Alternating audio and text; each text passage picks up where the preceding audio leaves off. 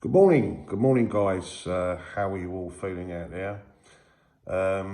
No football this weekend, as we know. Games being called off as a result of lack of police resources.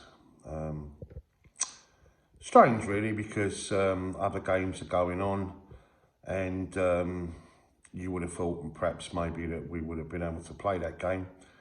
But as we know, on Monday it's the funeral of Her Majesty Queen Elizabeth II. Rest in peace. So I guess it's just, one of those things where it's going to be a very sad day for a lot of people. So I guess we just have to, respect that decision and move on. Now, in terms of Chelsea news, not a great deal that's out there. A little bit of a reaction. I see that Pep Guardiola has joined Jurgen Klopp. That's not keen on the Todd Boehly revelations with his interview regarding a all-star kind of team, North and South type thing, competition. Not too keen on that. Most people aren't, to be fair. And he's not done himself really any favours by coming out with things like Mo Salah, part of our academy and stuff like that. So a few little errors there which are being picked up by others. However, it has been reported that we are very much looking to emulate the same kind of model as Manchester City and Red Bull, albeit that Red Bull is indeed a brand or a global multinational corporation that's buying up football clubs as part of a process where they loan out to one another.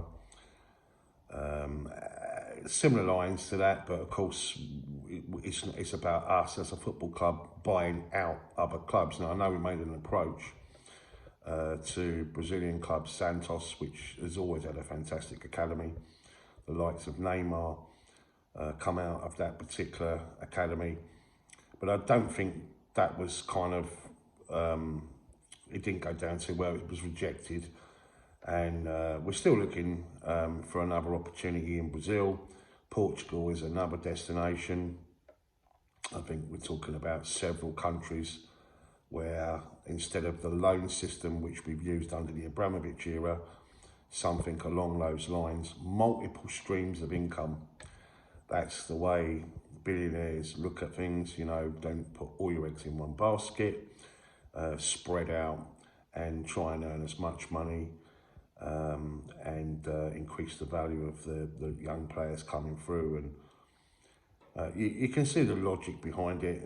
As I say, Manchester City have used that. As we know, they've got teams in New York and in Australia and part of what's called the City Group. And you can see, how successful it's been for them in terms of revenue, for sure. So I think that's basically the way Todd Boehly sees it, sort of spreading out the Chelsea name.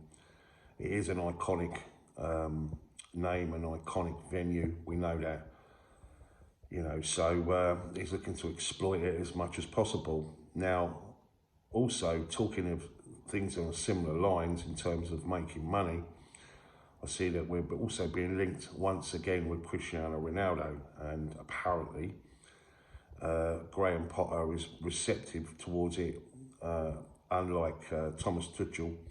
And I think it's something that Todd Boehly has got the bit between his teeth with. I think something that he actually looks upon and thinks, that's a bit of a money-making situation. Also, I guess it wouldn't hurt to have an additional striker, but I think something like that with such an iconic name, despite the fact that Cristiano Ronaldo is 37 years of age, it's the brand Ronaldo, and I think that's where, he's looking at things in terms of, as I say, increasing financial revenue. Apart from that, there's not really much more to report. As I say, no game this weekend. And as I say, it's going to be a very, very sad occasion on Monday. Check out, guys, Minerals FC. I was on that last night on the 3-hour stream. I think the last 2 hours I was on that for, where we were discussing Thomas Tuchel, pretty much, and obviously Graham Potter, and what we kind of considered, where we thought all this was going to end up, and of course getting to the bottom of why everything happened the way it did. You know, as you know, Johnny Minerals is quite an outspoken character like myself. He doesn't sort of pull any punches. So check that out, guys. And I have to say thank you to everyone that's supporting, you know, the channel. If you haven't subscribed to Chelsea SW6, then please do. And please press the like button, because it really does help. And lastly, I just want to say a couple of things.